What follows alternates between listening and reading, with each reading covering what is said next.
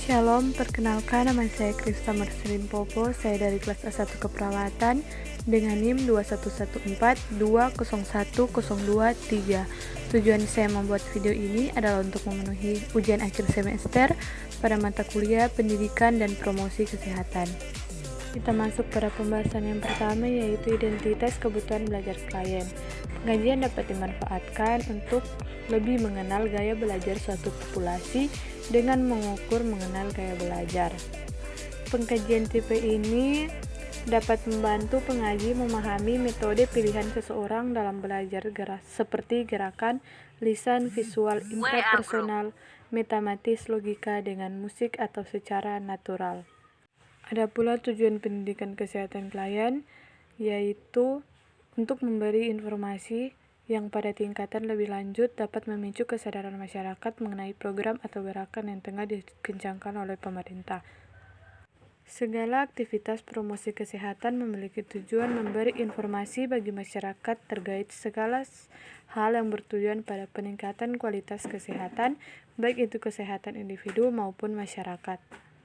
Dan berikut ada prinsip, metode, teknik, dan strategi pendidikan. Prinsip perhatian dan motivasi dalam proses pembelajaran. Perhatian memiliki peranan yang sangat penting sebagai langkah awal dalam memicu aktivitas-aktivitas belajar. Dan prinsip keaktifan belajar pada hakikatnya adalah proses aktif di mana seseorang melakukan kegiatan secara sadar untuk mengubah suatu perilaku. Dan prinsip keterlibatan langsung atau berpengalaman. Prinsip berhubungan prinsip aktivitas bahwa setiap individu harus terlibat secara langsung untuk mengalaminya, bahwa setiap kegiatan pembelajaran harus melibatkan diri atau setiap individu terjun mengalaminya. Dan ada pula prinsip pengulangan. Teori yang dapat dijadikan sebagai petunjuk pentingnya prinsip pengulangan dalam belajar antara lain bisa dicermati dari dalil-dalil belajar yang ditemukan oleh Edward L. Tomike. Dan prinsip tantangan, implikasi lain adanya bahan belajar yang dikemas dalam suatu kondisi yang menentang seperti mengandung masalah yang perlu dipecahkan siswa akan tentang untuk mempelajarinya. Dan prinsip barikan dan penguatan. Siswa akan belajar lebih semangat apabila mengetahui dan mendapat hasil yang baik.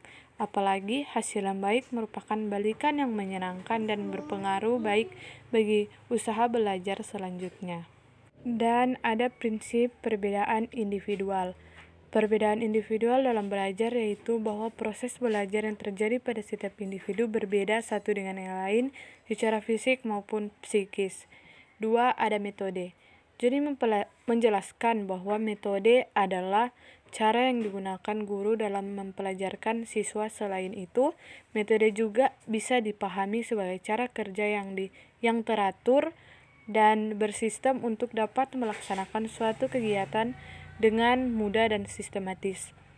Metode pendidikan kesehatan pada hakikatnya adalah suatu kegiatan atau usaha untuk menyampaikan pesan kesehatan kepada masyarakat, kelompok, atau individu. Metode pendidikan individual dan atau perorangan. Dalam pendidikan kesehatan, metode kesehatan yang bersifat individual ini digunakan untuk membina perilaku baru atau seseorang yang telah mulai tertarik pada suatu perubahan perilaku atau inovasi. Dan metode pendidikan kelompok, dalam memilih metode pendidikan kelompok harus mengingat besarnya kelompok, sasaran, serta tingkat pendidikan formal pada sasaran. Dan pada metode pendidikan massa, metode pendidikan atau massa untuk mengomunikasikan pesan-pesan kesehatan yang ditujukan kepada masyarakat yang sifatnya massa atau publik. Maka cara yang paling tepat adalah pendekatan massa. Berikut ada teknik pembelajaran. Teknik pembelajaran adalah cara yang dilakukan seseorang dalam rangka mengimplementasikan suatu metode secara spesifik. Dan ada pula strategi pembelajaran. Komalasari menjelaskan bahwa strategi pembelajaran adalah suatu kegiatan pembelajaran yang dikerjakan guru atau siswa agar tujuan pembelajaran dapat dicapai secara efektif dan efisien. Sedangkan Dimyati dan Sejono mengemukakan bahwa strategi dalam pembelajaran adalah kegiatan guru untuk memikirkan dan mengupayakan terjadinya konsistensi antara aspek-aspek dari komponen pembentuk sistem pembelajaran. Lebih lanjut, dikemukakan bahwa penentuan strategi pembelajaran tidak hanya dilakukan guru dalam pelaksanaan pembelajaran, tetapi juga dalam perencanaan pembelajaran. Ada pula media pembelajaran. Yang pertama, media pendidikan. Media atau alat peraga dalam promosi kesehatan dapat diartikan sebagai alat bantu untuk promosi kesehatan yang dapat dilihat, didengar, diraba, dirasa, atau dicium, untuk memperlancar komunikasi dan menyebarluaskan informasi. Macam-macam media. Yang pertama ada media cetak, media elektronik, dan media papan. Implementasi pendidikan kesehatan klien. Perawat perlu fleksibel dalam mengimplementasikan berbagai rencana pengajaran karena perencanaan mungkin membutuhkan perbaikan. Mengimplementasikan rencana mengajar memerlukan keterampilan personal seperti teknik komunikasi. Dan evaluasi belajar klien. Tahapan asuhan keperawatan yang terakhir adalah evaluasi. Evaluasi dilakukan untuk mengukur keberhasilan intervensi yang dilakukan serta menilai apakah dibutuhkan intervensi lain. Evaluasi dapat sesuai dengan macam-macam klien, yaitu evaluasi individu, evaluasi komunikasi, dan evaluasi keluarga. Ada pula jenis-jenis evaluasi. Yang pertama, evaluasi struktur, evaluasi proses, dan evaluasi hasil. Dan kesimpulan pada materi ini adalah belajar mengajar merupakan hal yang sangat penting bagi kehidupan sehari-hari. Belajar sepanjang hayat merupakan suatu konsep tentang belajar terus-menerus dan berkesinambungan yang dipengaruhi oleh beberapa faktor eksternal dan internal.